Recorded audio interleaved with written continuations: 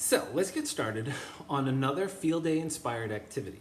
And I want to remind you that all of these activities are done with our fourth graders in mind. They were going to enjoy a field day with me this year, and instead we're going to make the best of it. When life gives us lemons, we make lemonade. So we are going to have a little bit of a field day at home with these activities that you can kind of pick and choose from. I'm going to give you a lot of different videos of activities that you can do. You can do them all or just a few. Now this next one, you're going to need something quite specific, and that is a ladder.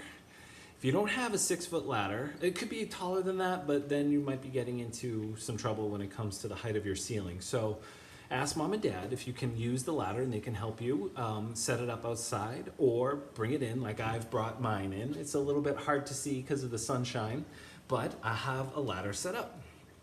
Now, this activity is called, and I'm drawing a blank on it, hold on one second. It is called, well, climb the ladder. But you're not gonna physically climb the ladder. You're going to throw a ball at a water bottle. So we are going to use two items that we used in the previous video. The first 3 activities that I shared with you for field day inspired activities in the other video, we used sock ball, same one as before, and an empty water bottle, same one as before. So they recommend for this particular activity that you have right next to you a laundry basket or a bucket full of sock balls. I only have one. If you want to make more sock balls, I actually think that might be, it's definitely going to allow you to make more throws. But the fact that I only have one, and if you're only using one, that's great too, because you're going to have to run. You're going to have to run and get the ball and then run it back. But you might have sensed a theme with yesterday's activities or in the other video, and that is that most activities you're given 1 minute. That's not a hard and fast rule. That's just recommended. If you wanted to give yourself 2 minutes, 3 minutes, even untimed, that's totally fine. So once I share these activities with you, they're really your games. They're your activities to enjoy and tweak, which means change if you'd like to. All right? So this is actually, I guess I just talked about timing yourself, but this is an untimed one. So no need to time yourself for this one. This one reminds me of golf in the sense that the purpose of, or one of the purposes of golf is to advance the ball around the course in as few of hits or strokes as possible, right? The lower number is better in golf. So this is very similar. You want to see how many throws it takes you to knock the water bottle over. So remember, good overhand throwing form, side to target, T, L, step with this front opposite foot, which you can't see right now, but I'm lifting it up, step, turn, and throw. Good follow through. Your throwing hand, your throwing pinky ends up down by your opposite pocket. So I'm throwing in a water bottle, trying to knock it off, or knock it over. Once I knock it over, it starts on the floor. It's going to start right there on the floor. Once I knock it over, okay, I'm then going to put it up on the next step.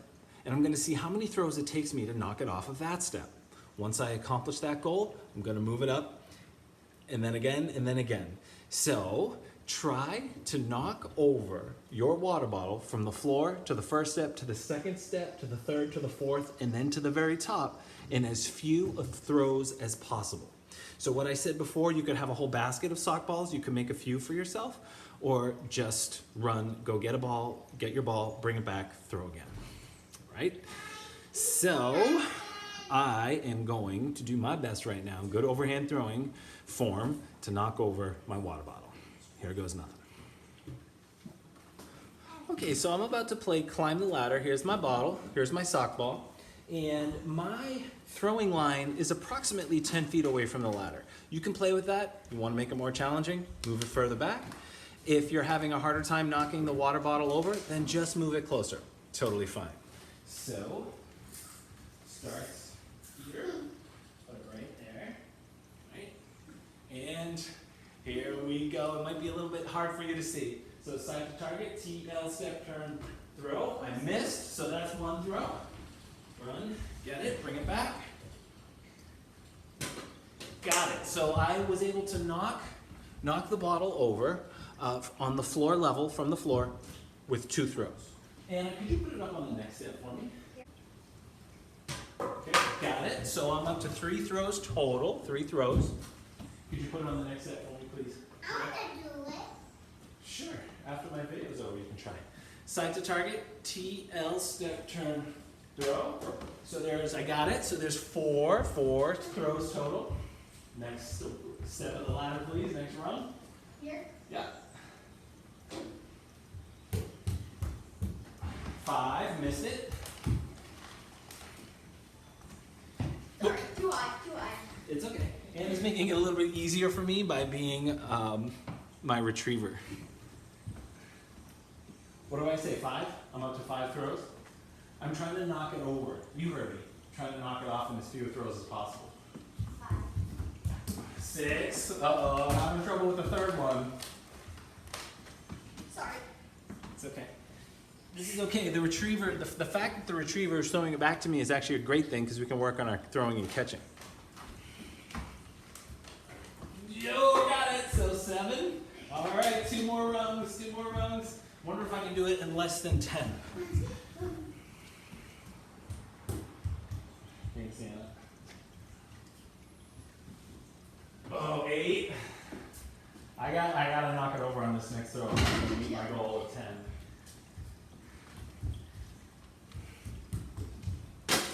9. Last one. Put it on the tippity top, please.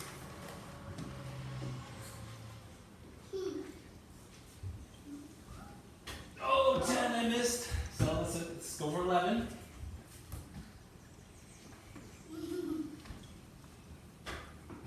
12. Too low. My sock ball's coming apart a little bit, so just crumple it up. Make sure it's nice and spherical. So I got it. So was that 12 or 13? It's either 12 or 13. Tries to knock the water bottle over from the floor to the first rung, second, third, fourth, and then all the way to the top. Please ask mom and dad for their help with this. You're going to need it if you're using a ladder. If you don't have a ladder to use, no worries. You can skip this one and go right to the next video, next game. Or you can figure out another way.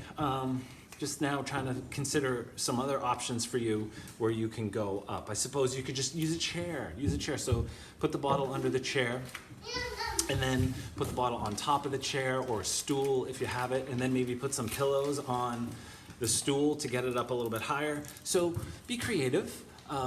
Use what you have. All right. Thank you so much for watching. Enjoy this one, and I'll see you for the next one.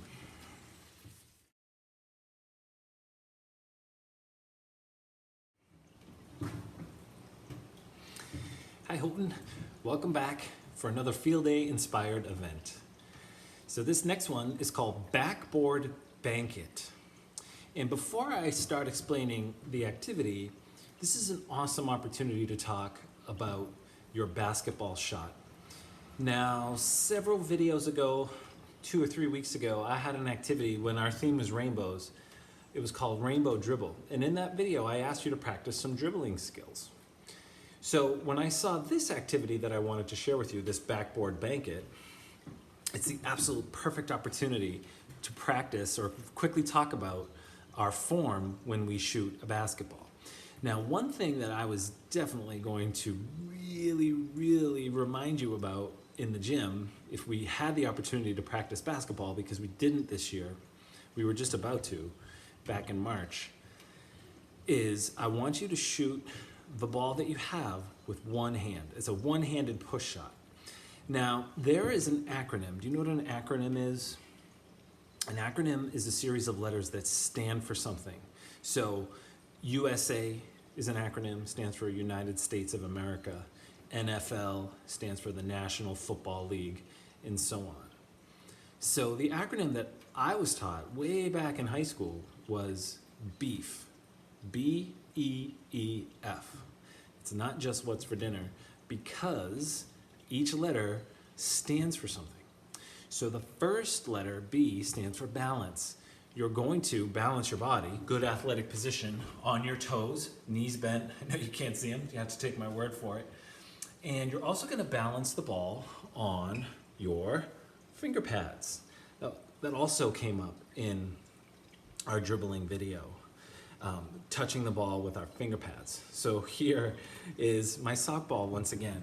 So I have the sock ball balanced on my hand, okay? Now notice, okay, my elbow is in, which brings us to the next letter of beef, the first E, and that is elbow. Your elbow is bent at a 90-degree angle, okay?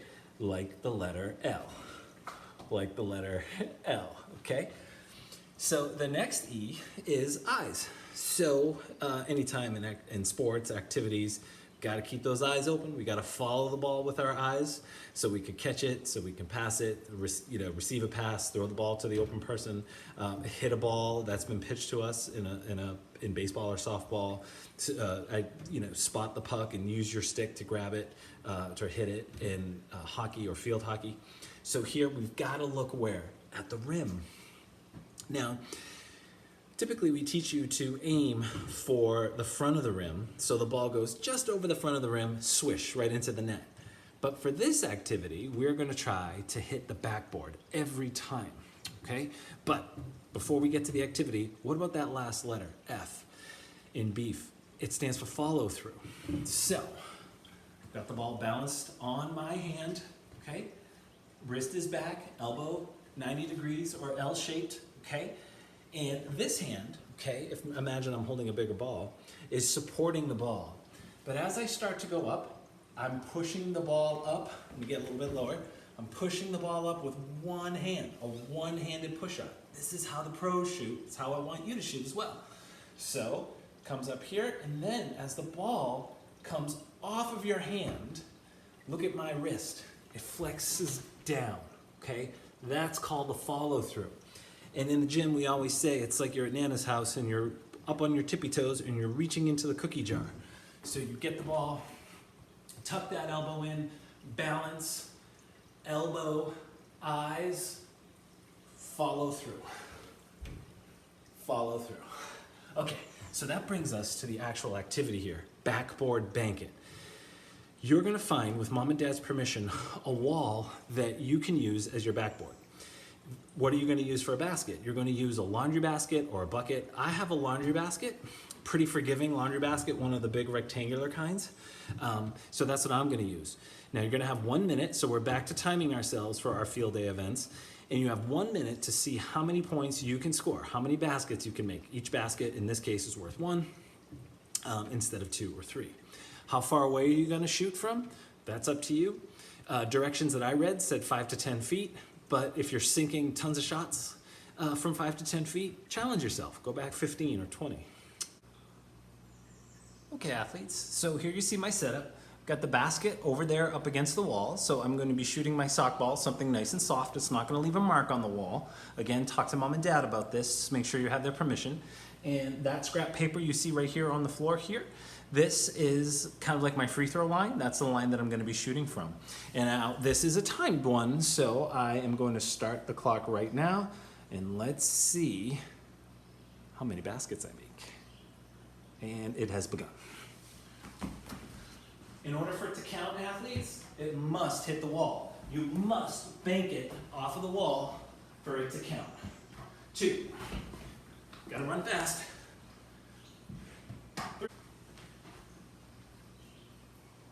8. Push it with one hand. Good follow through. Reach into the cookie jar. 9. Let's go if it goes. I was so focused on reminding you to shoot the ball. Okay, one-handed push shot. Good follow through that I lost track of the number of baskets that I made. I think I got 10.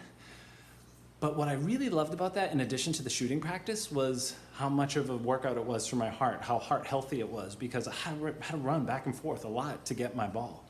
Okay, so enjoy this game. It is called Backboard Bank It, and I think I'm gonna give myself another minute, see if I can improve my score. Okay, bye Houghton.